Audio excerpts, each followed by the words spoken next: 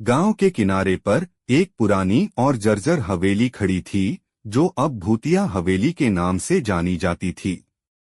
दशकों से इस हवेली में कोई नहीं बसा था। लोग कहते थे कि वहां रात के समय अजीब आवाजें आती थीं, और कई लोगों ने वहां भूतों को देखने का दावा किया था।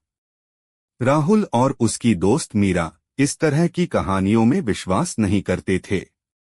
एक दिन उन्होंने तय किया कि वे उस हवेली में रात बिताएंगे और देखेंगे कि वहां वास्तव में कुछ अजीब है या नहीं। राहुल और मीरा दोनों साहसी थे और रोमांच की तलाश में थे। रात के अंधेरे में वे दोनों अपने टॉर्च और कुछ खाने पीने की चीजों के साथ हवेली की ओर बढ़े। हवेली का दरवाजा चरमराता हुआ खुला और अंदर घुप अंधेरा था। उन्होंने टॉर्च जलाकर अंदर कदम रखा।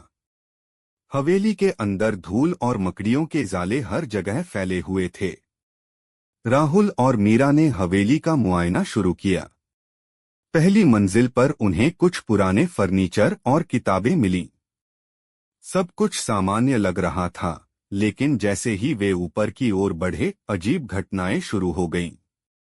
सबसे पहले उन्हें एक कमरे से धीमी धीमी फुसफुसाहट सुनाई दी।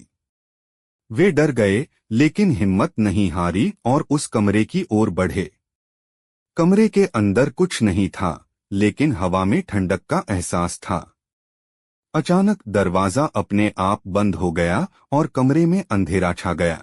मीरा ने डर के मारे राहुल का हाथ पकड़ लिया। उन्होंने जल्दी से टॉर्च जलाकर दरवाजा खोलने की कोशिश की, लेकिन दरवाजा बंद हो चुका था। तभी एक पुराना आईना चमकने लगा और उसमें एक धुंधली आकृति दिखाई दी। यह एक बूढ़ी औरत की आत्मा थी, जिसने वहां फांसी लगाकर आत्महत्या की थी।